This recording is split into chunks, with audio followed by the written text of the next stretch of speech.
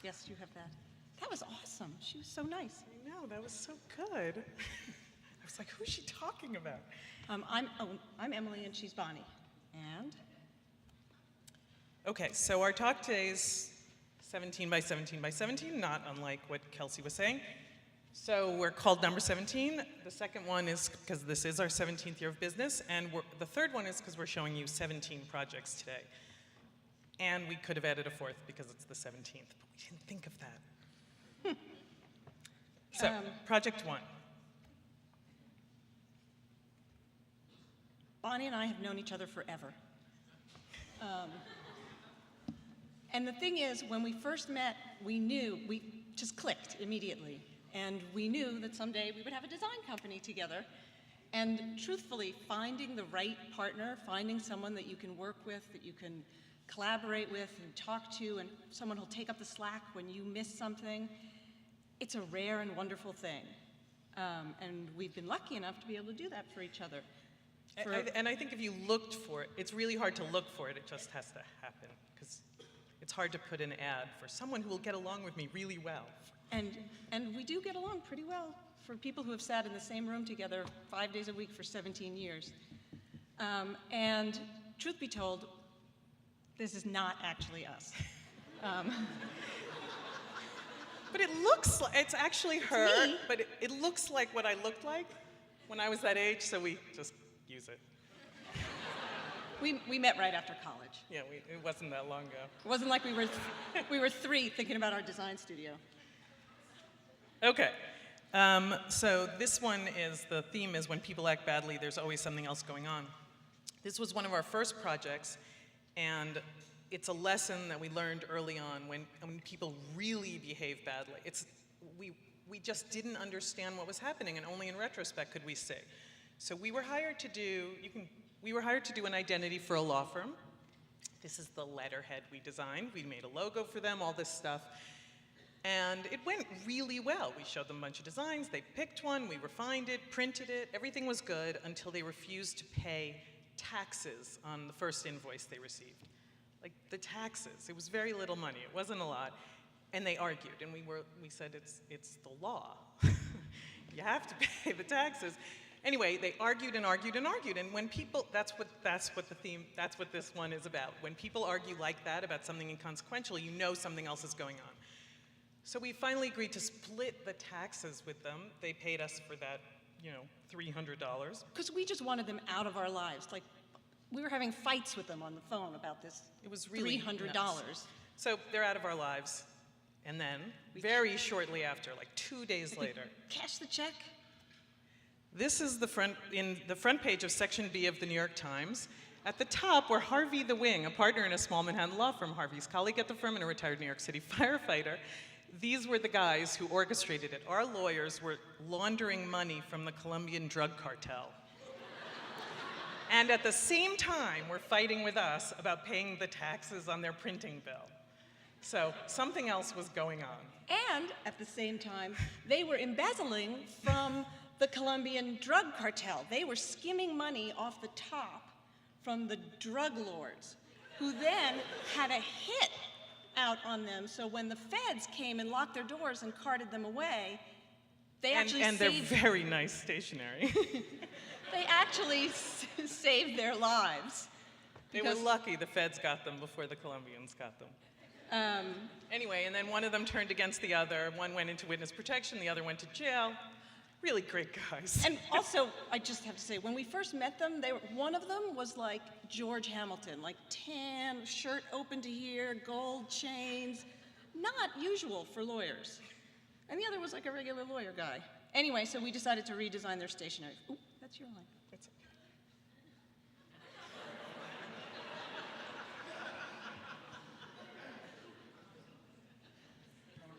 I have no idea what's next. So we do a lot of work for NBC and NBC-related things, and we were asked to design the logo for Late Night with Jimmy Fallon, and that was great. We loved Jimmy, we thought it would be fun, and so we did our logo presentation, and we do presentations in a very specific way, it changes depending on the client anyway. So they also, simultaneous to starting, before the show aired, I don't know if any of you followed this, but before the show aired, they had these things called Webisodes, and every day they would present a webisode of something that was going on in the lead up to the first show. It was like a way to get Jimmy comfortable being on the camera every day and practice. And, yeah, cute and funny. So they told us that they were doing this, and the day we showed up to do the presentation to them, they were like, "You guys comfortable on camera?" And we thought, give us a second. So we went in and they shot our presentation, and then they edited, and then it was that night's webisode. And here's we're not going to show the actual webisode, but here's the page from it, and here are the logos. Help Jimmy choose the logos. We actually presented like 12 logos, and he narrowed it down to 3. So this went up online, and people could vote on what logo they liked. He had a favorite that he wasn't revealing, but he wanted to see what everybody thought, so it was left to the people. And when we presented the logos, here we presented it as it would be on a bumper in and out of the show. So here are the 3 top logos in their presentation format. And they had given us the specific direction of classic talk show, not funky modern talk show. They wanted classic talk show, a little bit Saturday Night Live, a little bit Blue Note, a little bit clean. So those were the 3. And then we also presented them on mugs. And Jimmy was like, "Well, that's weird, why on a mug?" And we said, "Well, because there's a mug on your desk every night with the logo on it, so you should be comfortable with the way it looks." Anyway. And he has the mug still. On his desk, though it's white, I don't know why. And so this got more response than any other webisode, more comments. People were adamant about their choices, and this is our favorite response. Number 1 is great, I love it. I like the font in number 2, but I think the words are too big. Maybe make them a little smaller, or merge 1 and 2, use the size and layout for 1, but the font of 2. And I don't like number 3. At least one word needs to be a different color, and they are way too big, so I say merge all 3. Take number 1's layout with number 2's font, but move the words towards the middle like number 3.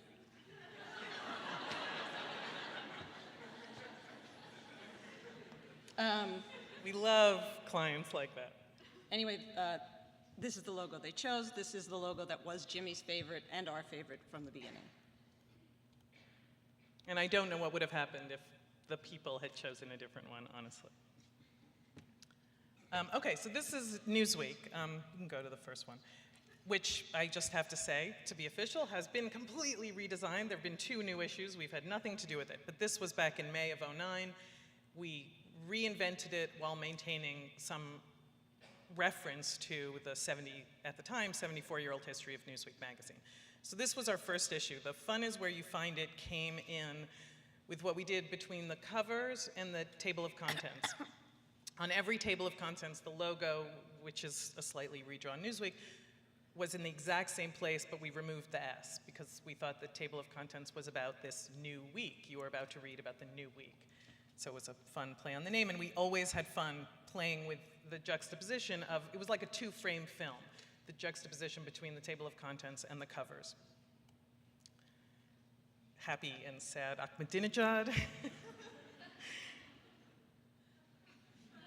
Stephen Colbert was the guest editor of this issue. And he actually had his head shaved. I don't know if anyone watched Colbert's show during that time. He was having his head shaved in Iraq. And so we faked it for this so that that would be on the newsstands the day he actually had it shaved. One of the worst selling covers, but one of our favorite covers. This one was, it was one of a great moment to work at a weekly news magazine where you're working on a magazine, the layout's almost done, and then something major happens and you have to tear it all up in 12 hours. and make a whole new magazine. And with Michael, the thing that was really amazing that week, with, you know, he was on the cover, obviously, of everything, was this was the only picture of him looking like this. Every single other, and it sold incredibly well because everyone gravitated towards that Michael, that version of Michael. It's just so heartbreaking. Because, as I like to say, every other magazine had him on the cover as a white woman.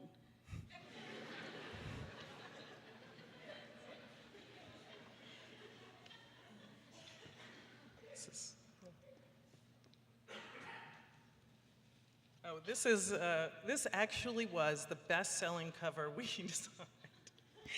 And it shows it has nothing to do with design. It was the word aliens, in search of aliens. And it was so popular that they decided to use it for all their promotion. It appears everywhere. It was just Newsweek, in search of aliens.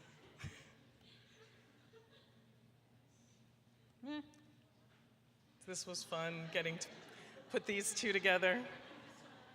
Oh, the other thing is that we didn't just do the design, it was very collaborative with the editor while we were working on it. So the headlines were being written as we found the design, and we would write the headlines sometimes, Right. and he would tweak it. It wasn't like, here's the headline, design the cover. It was Right. very back This and forth. one was very, I mean, this, obviously, the headline came after we found the picture. This was hugely controversial. She went nuts over it. She's also breaking the law in 10 different ways. You don't drape a flag over a chair like that. You don't lean on a flag. You know, there's all sorts of things that are going on. And She's holding 2 blackberries. she really objected to that picture of her. I don't know.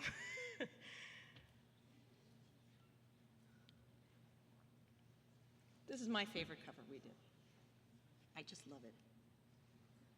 And I love the Yeah, the golf club picture is really great and worked really well in the space between new and weak. This was about the Proposition 8, and so we did 2 different covers because we couldn't decide, and then we couldn't decide whether to make the boys one pink and the girls blue, or the girls pink and the boys blue. It was huge controversy at Newsweek. This one was incredible because it was the week was insane, and there were, I mean, amazing photojournalists ran down to Haiti. And so we had thousands upon thousands upon thousands of amazing, horrifying imagery to choose from. But these 2 pictures really, I mean, it was devastating to work with this photography that week. But that photograph really captured the whole thing for me. And Obama wrote this incredible piece. It's my other favorite cover. This one, Christoph Niemann did. The article was really looking at both sides of the issue, so it just seemed a perfect opportunity to do that upside down, right side up thing. And Christoph just did such an amazing job. It's so perfect. Nailed it. This one was about saving American education and, you know, firing bad teachers. Very controversial stance. But the really amazing thing, you know, a cover works when it gets parodied. That's what New York Teacher magazine did in response to our cover. This was another one. This cover, it was a Friday at noon. The cover had to ship at like 2. And at about noon, we were still tweaking the deck and weren't, you know, things were still, the basic image was there, but not everything was done. And on the Vanity Fair website, so it hadn't left the building yet, and on the Vanity Fair website were these parodies of it. Seriously, it hadn't left the building. So we were like, okay, we're done. Thank you. I'm out of here. Okay, this is another part of Newsweek. In addition to what happened was we redesigned the magazine and then were creative directors of the whole magazine for a little while, and then we just did covers and the back page, which was this.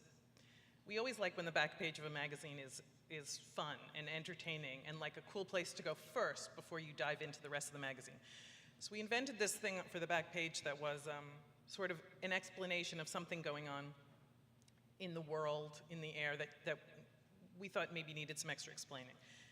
I also have to say, we came up with the idea for what this back page would be and presented the idea to the editor. Like, it's great, it should be a chart, a graphic chart where you can really dissect something really quickly so you understand what it's about, and it's a question you didn't even know you wanted to answer, and he said, great. And then a few days later he said, I know who's going to do it. And we said, who? And he said, you.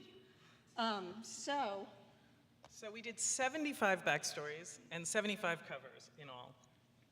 So this was one. Peter Arkell is the illustrator.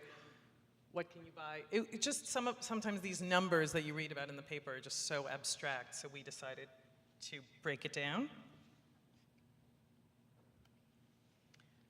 Who owns the United States? Because it was about debt, all the debt we owed to other countries, which means they own a piece of us, so we used this guy to illustrate it. Did Britain wreck the world? You know, it was really fun also because we got to ask the questions and then had reporters who would do the research, and then we'd put the page together with the information that they found out. So it was just about how Great Britain broke up all these countries semi-inadvertently, and a few wars have resulted since then. This is one of my favorite ones because we actually could do the research ourselves. Okay, so the question is, has it always been thus? Every single one of these headlines is from more than 50 years ago, including geese crash into airliner, and the one about the siege of Kandahar. It's between 150 and 50 years ago. I mean, nothing changes. Tea Party meeting, fights new taxes. How big a national debt can we stand? What's so scary about an anchor baby? This was just that whole craziness. So we listed people who would be considered anchor babies. It's just so insane. This was sort of crazy. It was again when Prop 8 was going on, and how long will the fight for equal rights for homosexuals, just how long will it take? It just seems like it's going on forever. So we looked back and compared equal rights for women and equal rights for African Americans. And it was really insane how long these rights have taken, besides the fact the Equal Rights Amendment hasn't passed yet, besides the fact that black men had the right to vote 50 years before women had the right to. It was really crazy. It takes a really long time is the answer. And the fight for equal rights for homosexuals has gone much faster than the other two.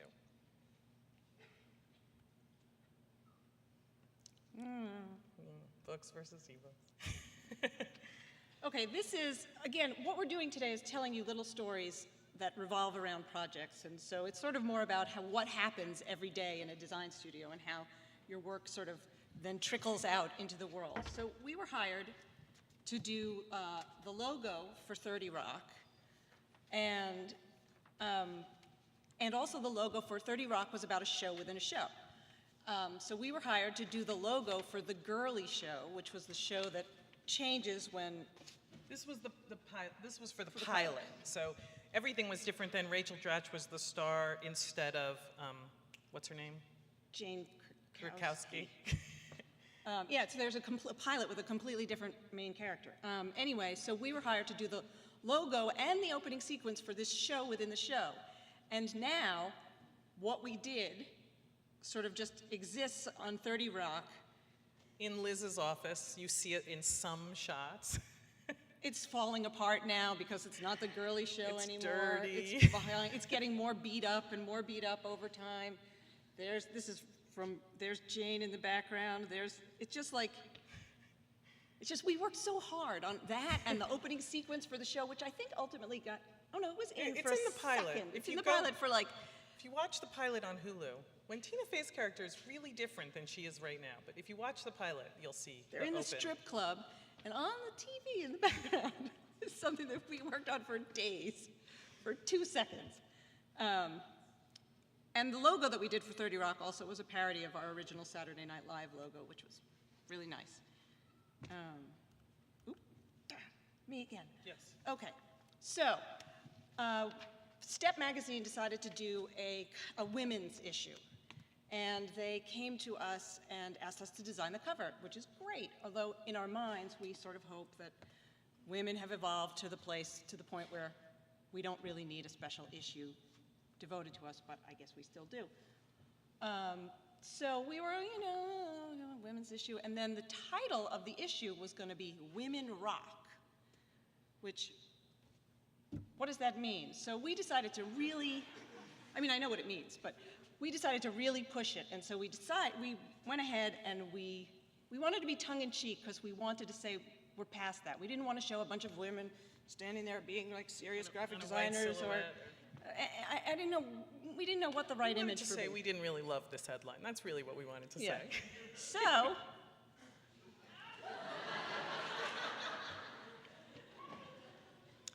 we presented this. The editor loved it. A woman. A woman loved it, loved it, loved it. So she went to the publisher said, not a chance. No way, we can't put porn on newsstands. Porn, it's And stones. we're like, they're 4 rocks. Like, it's not porn. But then we thought, okay, maybe we went a little over the top here. Okay, I think it works that way too. So maybe that's better. But I think the die had already been cast, and so It was still not, it was still too pornographic. pornographic, too suggestive, too much. So they said, we need a different cover. So we thought about it and decided that we had a different way that we could represent women.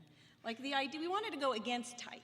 We wanted to show that, again, that women were strong enough that they could get past it. So we represented each of us, and we're in there as 2 little kitties together.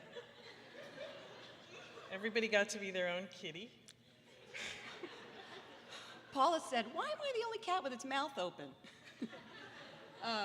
We actually did cast them, you know. Yeah. We really paid attention to which cat was which woman. Like, I really think Ellen Lupton's cat really captures her.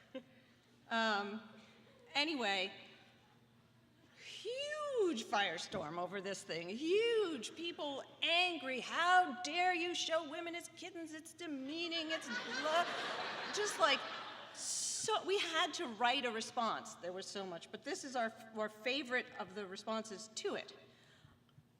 I've been a longtime subscriber of your magazine, but I have to say I was so shocked and greatly disappointed with your choice of covers to represent the women of design. In fact, my response was visceral to the point of nausea. We made someone throw up with our design. That's making emotional connection.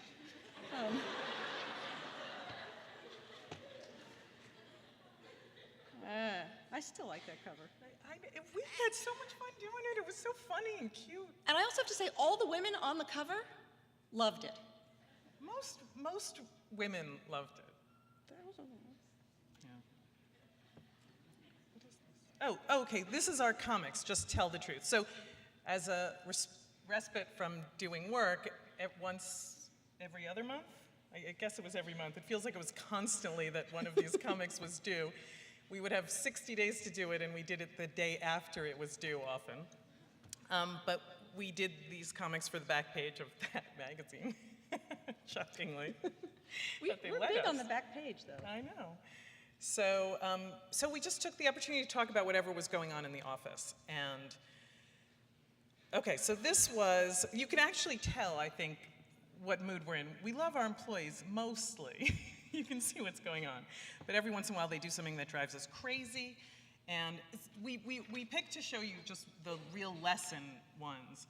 So here are 3. I'll just read you from it. Go into your these are things that drive us crazy, things not to do to your bosses. Go into your boss's office to ask a question every 5 minutes. Go into your boss's office to ask a question and start asking it while they're going over something with someone else. And finally, go into your boss's office to ask a question, and when they ask for 5 minutes to finish something up, take 1 step back and wait there looking at your shoes. These are the things that drive us crazy. I guess it was just a not-so-secret note to our employees. I love that it says made with real employees. But we sort of found this way that we could talk about design sort of in a like everyone has all of these experiences. Definitely. Okay, so this one was, job application do's and don'ts. This one was really big. Kelsey remembers the don't get high at your interview bit of advice that we gave. These all happened with us. It wasn't literally at the interview. No, she left to go to the bathroom. She left to go to the bathroom, but she wasn't like sitting getting high in the interview. Okay, so here's some from this. Proofread your letter, part 1. We got a cover letter from someone referring to our company as number 7. proofread your letter part 2 was, I've always admired the work that you guys do at Spot Design and would love the opportunity to show you my portfolio. I really feel like I would fit in at Pentagram. That was the letter to us. And the third one was, we got a resume that was normal in every way except that the final entry in the skills section was, and we kid you not, and also I am an excellent proofreader. All true stories. Oh, this one, how to be a good intern. These actually were, the how to be a good, you'll see we have boss, also an employee. People cut them out, put them up near the water cooler, you know. Actually, I think one of them, how to be a good employee or how to be a good intern, someone wrote to us and asked if it would be okay if they made it a giant vinyl wall in their office. We said yes. So one of these is, well, the big thing about this was understand that the success of the internship is almost entirely up to you. You make the most out of it or the least out of it. It's up to you. But this was a big one. Don't just follow directions. Think about what you're doing and while you're doing it. This is a pet peeve. This could have gone on the other one. So when the designer says, but that's illegible, you won't respond, I know. Always drives us crazy. If you knew, why didn't you do something? This one we turned over to our employees. We let them write this one about how to be a good boss. And they did a great job, with the exception of rainy days should be the same as snow days. Things like that we have a little asterisk next to, but there were some like, my dear client, meet my dear employee. My dear board member, meet my dear employee. My dear husband, meet my dear employee. Introduce everyone. I thought that was really good. And I also like this one. This was being very honest with us. If you're feeling blue, you can make an announcement in the morning. I'm going to feel blue today, and it's not going to be about you or your work. No need to worry. Good advice, really.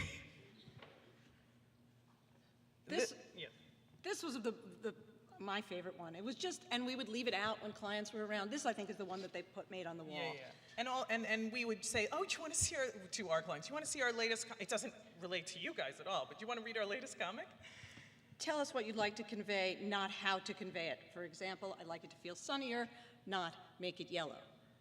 Did you have one that you? That was the one. Oh my God. Good design is not done by committee, it is done by good designers. And understand that nothing takes 5 minutes. Nothing. These were really fun to do. Know your inspiration. This is something that, before we knew each other, when we were little, like not quite that little, we both had the same kinds of, we were both inspired by the same thing. The things that we grew up with, the things that we love to this day, it's not all about loving design. It's not all about focusing on design. It's about getting your inspiration from everywhere you possibly can. And so we decided to just pick 3 things that we love that I think kind of like filters into our brain in a big way when we do different kinds of work, especially the project we're going to show you next. But Mad Magazine, part of our life from growing up. The Onion, can't beat it with a stick. Genius. And The Daily Show, Also. Smart and funny. Like, what is better than that? So, keeping that in mind, we had the opportunity, there was going to be a new radio station starting right around the time of the 2004 election, which was the chance to get Bush out. We thought it would really work, so we were hired to do the logo and the advertising for this thing called Air America Radio. So we decided to It was the liberals' response to right-wing radio, essentially. Right. There was no left-wing radio, so this was what it was. So we decided to take the opportunity and really try to make a difference and really try to make a change. So we did a series of ads. We were trying to, it was all that the accusations of not being patriotic were flying around, so we literally took the country back and gave it to Air America Radio. Well, and I actually regret that the actual logo that we did is not here, but the logo was the Air America in the country, and it said, it belongs to all of us. Fighting the axis of Enron. This was all really topical at the time. And, ultimately, they're all gone, leaking the truth 24 hours a day. It's Karl Rove, remember him? Donald Rumsfeld, The War on Error. Oh, thank you. But wait, there's one other little lesson from these. We worked very hard on these, and we worked very quickly. They came to us and they were like, they wanted it done really quickly, and everyone was in it for the fight. We're all going to change the world. It's going to be great. And we said we need to be paid first, and we need to have a contract. This is a good lesson. And they were like, oh, yeah, we'll get you that contract. We'll get you that contract. And they kept putting it off and putting it off. And finally, and we kept working away because we were doing the right thing. And finally, it came the point where the mechanicals had to be delivered. And this was going to be an ad campaign all over the city and in subway stations. And we said, we're not going to deliver the files until you sign our contract and pay us. And they were like, oh, don't be such girls. Oh, they all got on the phone with us. Oh, the girls are having a hissy. And they just... It was really the contract. They wouldn't sign the contract. Don't you trust us? Don't you trust me, girls? Oh, girls, we'll get it done. They kept calling us girls, and they kept saying this thing. And we said, no. The girls are having a hissy. Can you sign the contract? So they did. They signed the contract, they sent it down, we sent out the mechanicals. 3 months later, we were really involved with criminals. 3 months later, it turned out that the guy who owned Air America Radio, or who was the head of Air America Radio, was funding it with his own personal $25 million. Didn't really have $25 million. He was a con man, like Catch Me If You Can style con man, like complete fake life, had a whole backstory about having had cancer, and totally fake. And the company, and there was no money, none. And the company went bankrupt, and all the vendors and all the people who had been working without a contract were screwed. Only one company had a contract, and only one company had to be paid when the new owners took over. It was very satisfying. It was really good and really hard to do at the time to like really stand up. We wanted the work out there. We were really happy with it. And so it was really hard to risk that the work wouldn't get out there. So girls and boys, have your hissy fits. Get your contract. Okay, this is about Saturday Night Live. I think, we're going to play one of the opens, one of the earlier opens? Is that what? Yes. This is a montage. Oh, okay, it's a montage. We've been working on Saturday Night Live since we started in '93. We've done many opens over the years. So this is a little montage of the last few, I think, right? Right, except for the most recent one. Right. Oh, except here's the logo. Except here's the logo that we did in '97 that then inspired the 30 Rock logo. And we did it, this was our first logo for Saturday Night Live because that's how we said it, as though it were one word. So we just took the spaces out and made it one word. Saturday Night Live. Okay. Now the montage.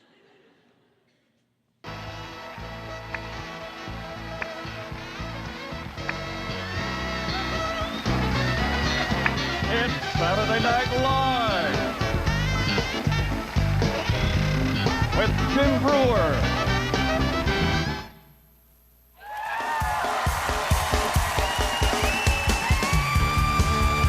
It's Saturday Night Live with Tim Brewer, Will Ferrell,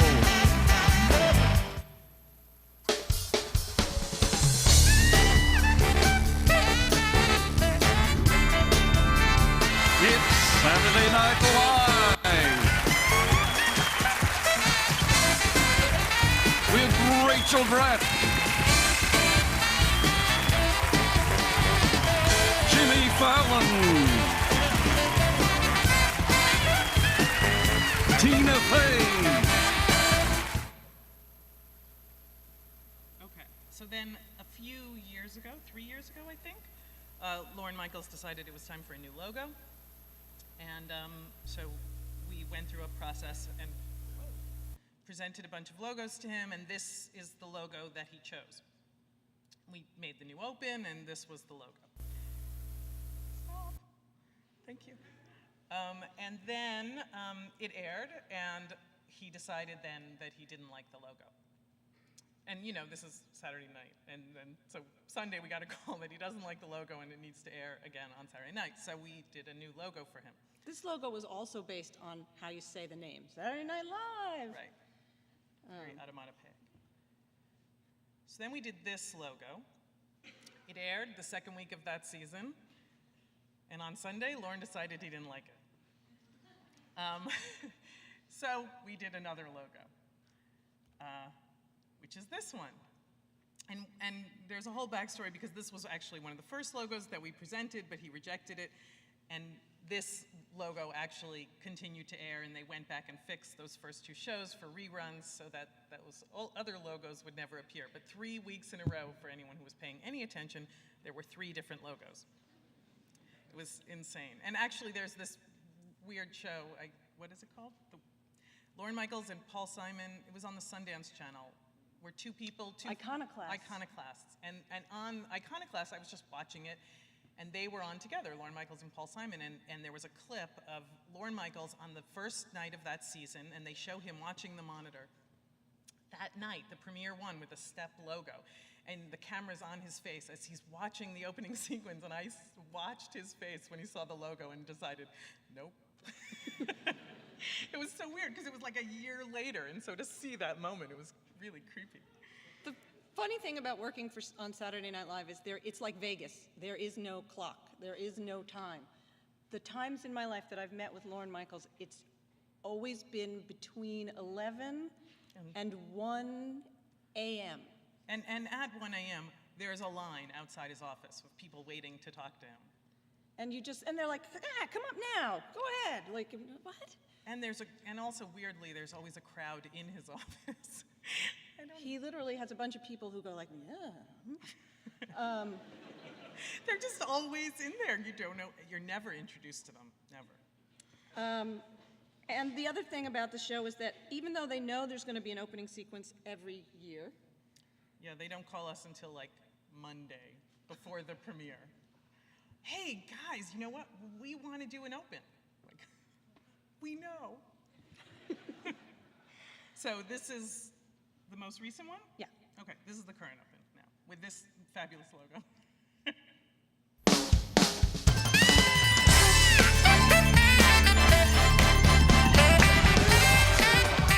It's Saturday Night Live with Fred Anderson,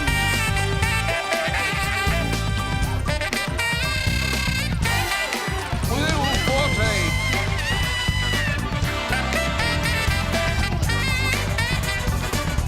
Bill Hader,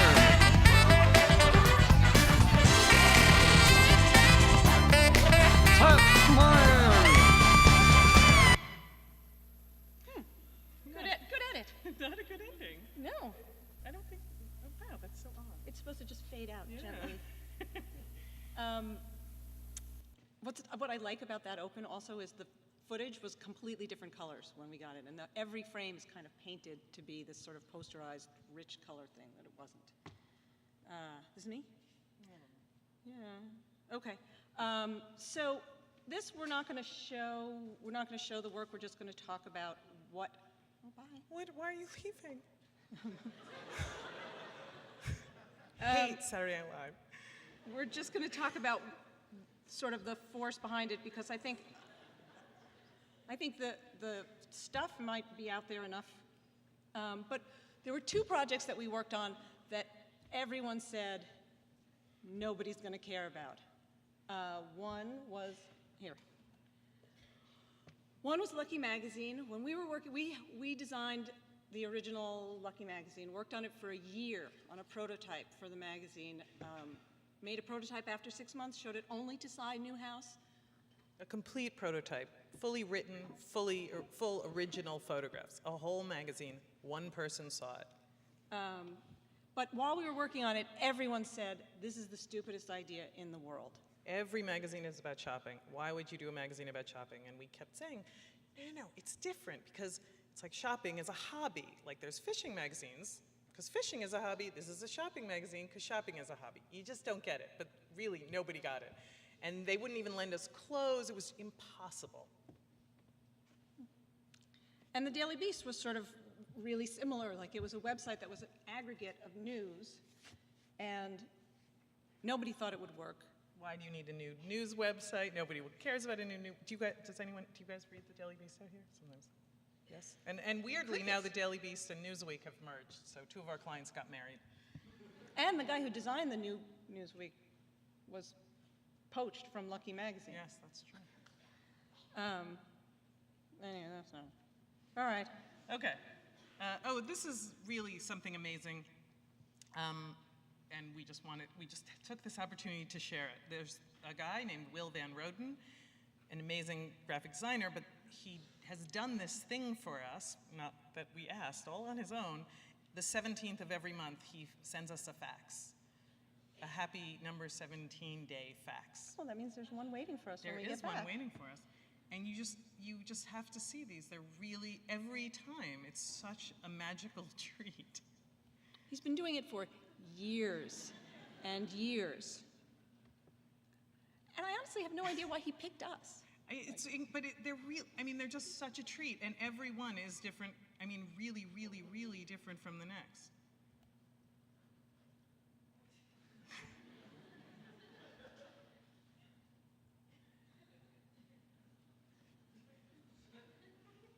I love that one. Also, that he still uses a fax and a fax machine, it's really awesome. They are really yellowed now, though. Look at the color.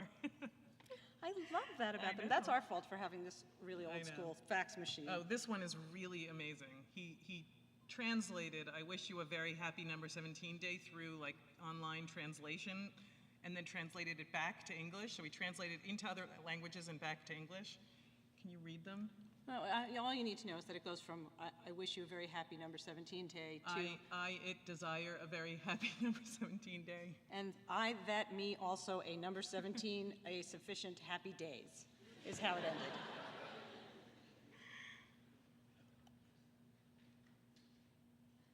You know, Hal and it was named after IBM, one letter off for each letter, and so he did it for number 17 and for himself.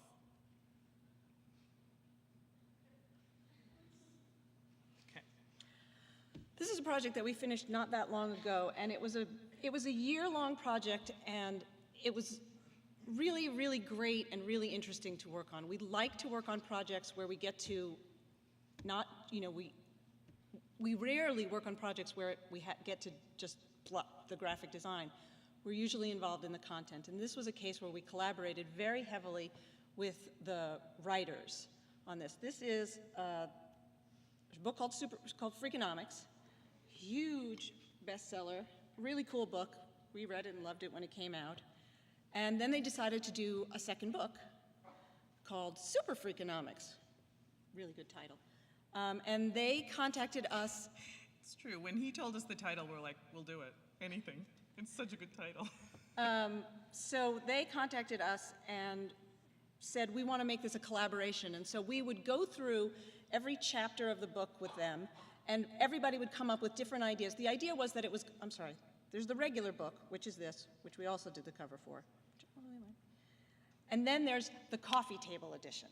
That's what this is. Super deluxe, super illustrated coffee table edition of this book. So for this, we sat down with the authors for 6 months or so as they were writing the book and came up with ideas based on the content of what the extra information could be. And whoever had the best ideas won. So it was really nice. Sort of like the book is in the inside and then the extra is on the outside. So here's the cover. We decided that with this book we were blowing up Freakonomics. So the cover is an oil painting of an apple orange exploding.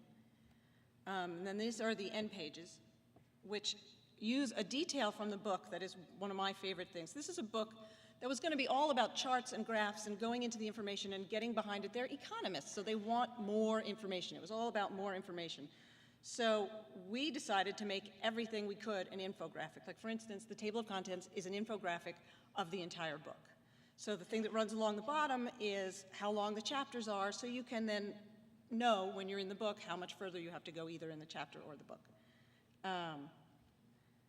And then the whole book itself was full of little details and little things that we got to do with the writing. Like, for instance, this is a section on drunk walking, where statistically it's actually more dangerous to walk drunk than it is to drive drunk, comparatively. Like, for the amount of people who walk drunk and are killed versus the amount of people who drive drunk and are killed, the statistics Keep that are in high. mind today. Yes, it's a good day You for should that. drive. Yeah, everybody get drunk and get in your cars. Funny. But anyway, so we could do this thing like within the text, we decided to make it like you're getting a little drunker.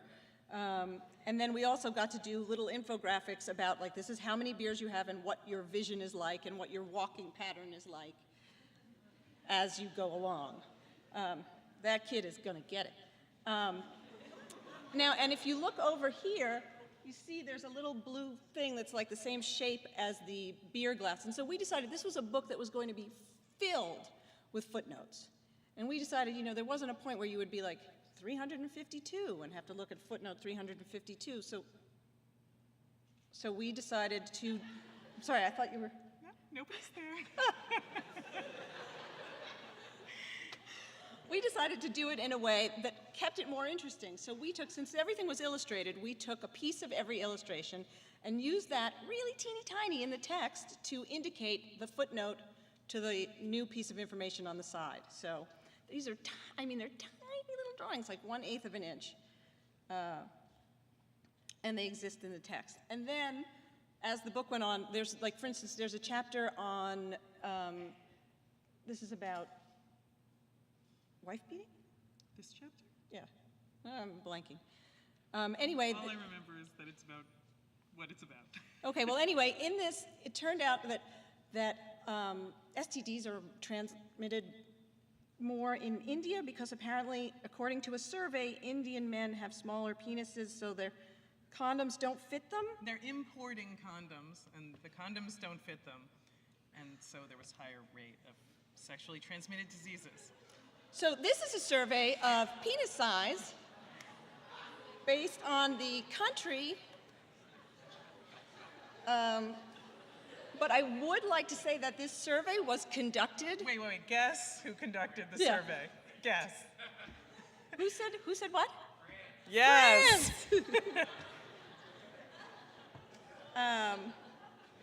Anyway.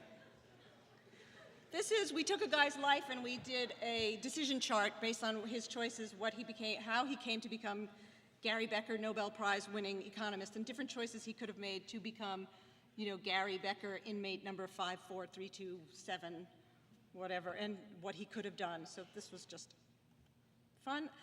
This is a chapter where they talk about how, again, everything always stays the same, and the city used to be filthy with manure and it was just as polluted because of the gases that came off the manure. Every day there was 5 million pounds of manure to be cleaned up from the city. So we did a little chart that showed what 5 million pounds equals. It is the weight of all of those things on the chart combined: the Statue of Liberty, a jet, an entire football team, some gold. That's 5 million pounds. Oh, here it is, big, look at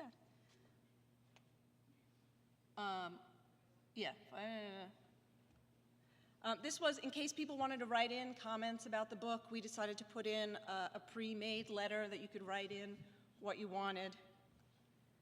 We got to tell the world's dirtiest joke in the book when we just crossed out the incredibly dirty parts. You can see a movie about it called Thank you. Aristocrat. The Aristocrats. And also we got to do little details like this is a list, this is a whole chapter on prostitution. This is a list of sexual acts and what share of tricks are these things. And we got to do little tiny things like put, you know, nose and glasses next to other. This is a chart of everyone's afraid of terrorism and sharks. There are many, many, many more things much more dangerous or more likely to happen than either of them. You're more likely to commit suicide than you are to be caught in a terrorist activity or be eaten by a shark. So those are the tiny dots. This is a chart about the statistics of what really happens in emergency rooms versus what happens in emergency rooms on TV. It's much more dangerous to have to go to an emergency room on television. The mortality rate is 17.5% as opposed to 2% in real life. I would definitely stay in our world. This is a chart of home remedies. Something that tells you, what, there's a lot of freakonomics here. Something that tells you that smoking, when the smoking prices go up, smoking goes down. And this is my all-time favorite. This is a chart about states, the mortality rate in states with no helmet laws or helmet laws. The guy flying off the top is not wearing a helmet. Dead mice, monkeys, and then Dead mice and monkeys. And then we also included, the first time they wrote a book, the subtitle was An Outsider's Look at Everything, or... Yeah, it was something about how they take a look at absolutely everything, and people called them out for it, that they didn't actually look at everything. And so we included in the book a list of some of the things that are not in the book. Like, there's not, can you read it? It's just a big blur. They're hilarious. They The were best actually possible setting for your thermometer, that's the one. the nicest response to, do I look fat?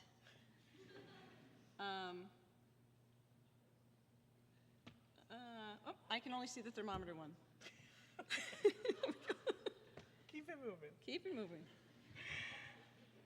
This is you. Okay. Soup to nuts. This is literally the craziest client we've ever had. We've had a lot of crazy clients, as you might have noticed. Are you just going to play the clip? Yep. Excellent.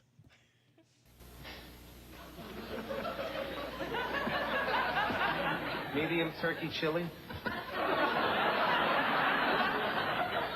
Medium crab bisque.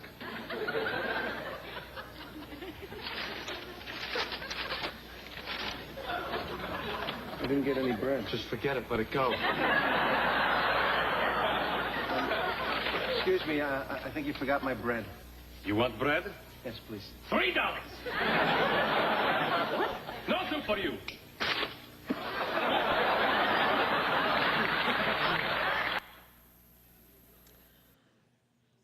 This guy's, did it just get darker out there? Yeah, because the video. Oh, okay. Our client is the soup Nazi. He doesn't like to say Nazi. You're not allowed to say the N-word around him, so he's the soup man. But he is a real guy, and he is really like that. And so we were hired by them to, he sold his name to a franchise and, went global. I have to just say, we didn't design what's on the screen right now. That's what they had when they came to us, just so you're not looking at it going, what the hell? So this is literally what their packaging was like. A little bit of this, a little bit of that. And nobody could agree on anything. So they came to us, and we took their logo and updated their logo. We didn't change it 100%. But then we realized that he is the brand. Like, why is he this tiny little thing up there in And the there were very circles? few pictures of him, and guess what? He wouldn't be photographed again, not even for his own packaging. So, It's really insane. So we used that same picture. We used the one picture of him.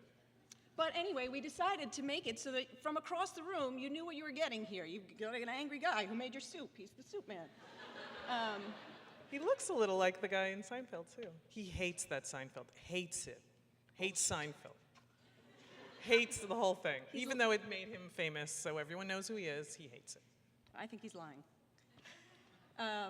Anyway, so we wanted to, and they wanted to, he decided that he hated the brand, and they wanted to bring him back into the fold, the people who bought it. So they bought the franchise. So they were actually very serious about making it something that he could relate to. So we decided that everything about him was what the brand was going to be about. So his face, but he also, and here's the full line of, Which you can buy at your local grocer. or online, on the new website that we just designed. The thing about him is in the original store, which is this one store on, it's like this big. Smaller than what it looked like on Seinfeld. It's really a window. It's not even a shop that you walk into. But You're he- on the street. He made all these signs for his soup, and he loved these signs, and he, cut out letters and did press type or whatever you call it, rub down and everything. And these were really important to him. So we decided to use that as part of the brand as well. So we decided to keep the sort of like world of wacky type. It's not exactly, it's inspired by what Yes. he did rather than literally what he did. Right, and also, well, they wanted to be a real brand now since they have franchises all across the country. We couldn't do the thing. Some of his were a little angry too.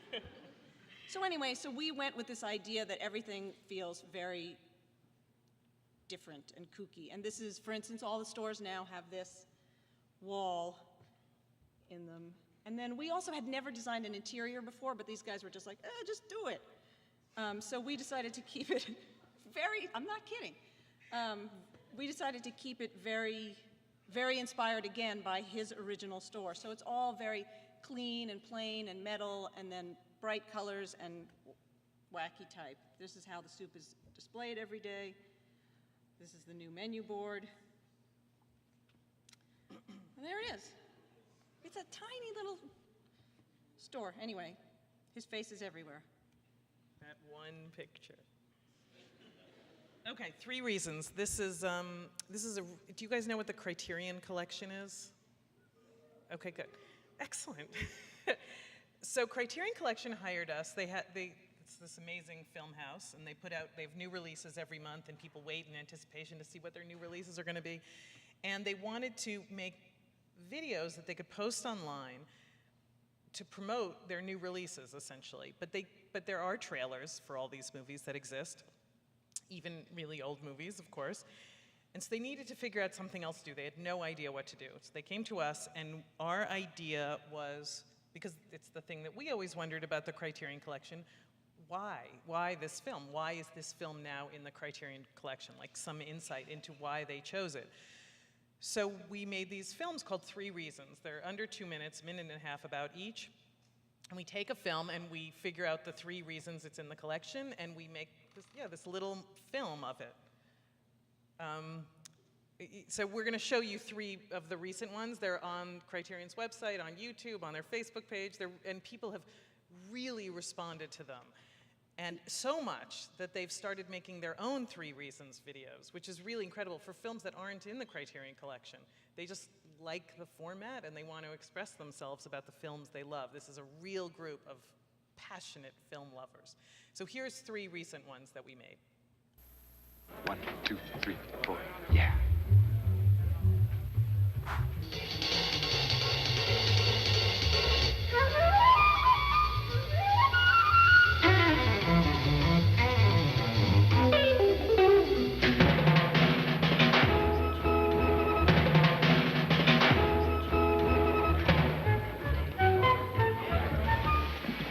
Match me, Sidney. You sound happy, Sidney. Why should you be happy when I'm not? I'd hate to take a bite out of you. You're a cookie full of arsenic. Don't remove the gangplank, Sidney. You may want to get back on board. From now on, the best of everything is good enough for me. Starting today, you can play marbles with his eyeballs.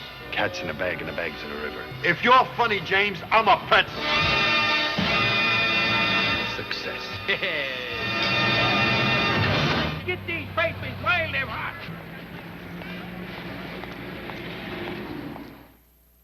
What's nice about these is they're sort of a guessing game. Like you're sort of like, you get the one and then you watch the clips and then hopefully you try to figure out what the reason is.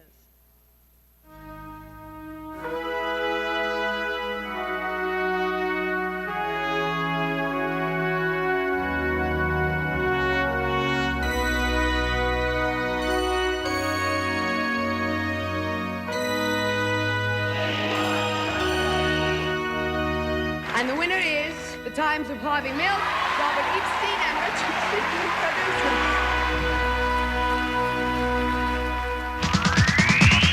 There are 15 million lesbians and gay men waiting to hear your voice. In San Francisco, they can come out and not have to worry about their jobs. The white, non-gay, very wealthy establishment have to deal with me.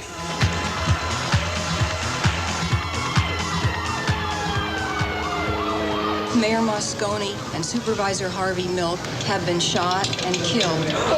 If we learn from history that the struggle goes on, eventually we will win.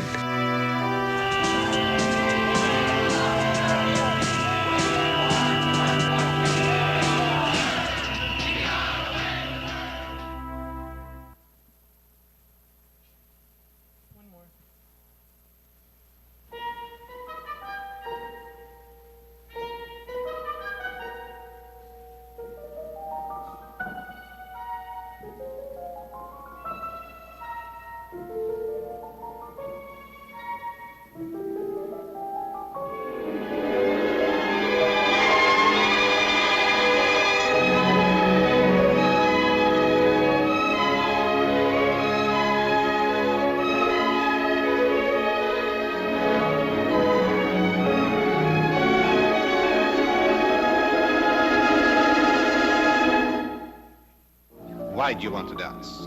Why do you want to live? You shall dance, and the world shall follow.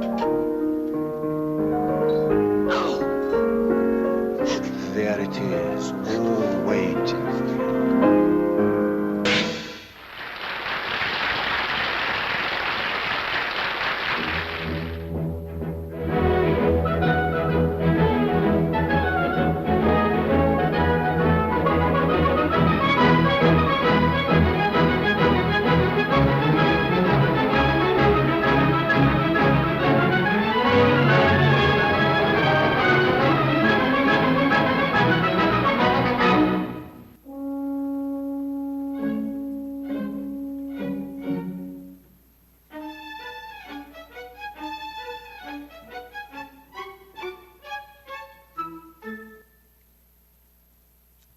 The other thing that's cool, in addition to people making, some extreme fans making their own 3 reasons, people respond with hundreds of comments, arguing sometimes with our 3 reasons or suggesting their own 3 reasons, which is just incredible to have that feedback because they're so passionate.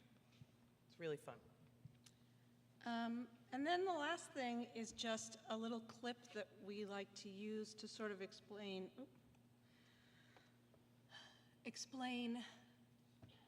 the way we work. Like, we feel like the way we think. The way we think. And the way that persistence pays off. Like, if you struggle through something, if you're stuck somewhere, if you get past it, it's all going to be okay. Maybe. In a sort of jog, you know. This clip was in a show that we worked on, and the first time we saw it, we fell in love with it and just felt like it really represented how we so often feel. So it feels like a nice ending to this. You ever had a dreams that you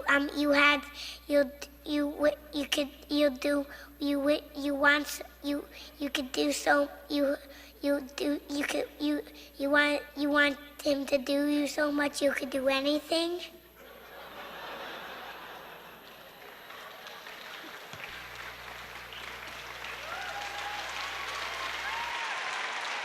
Thank you.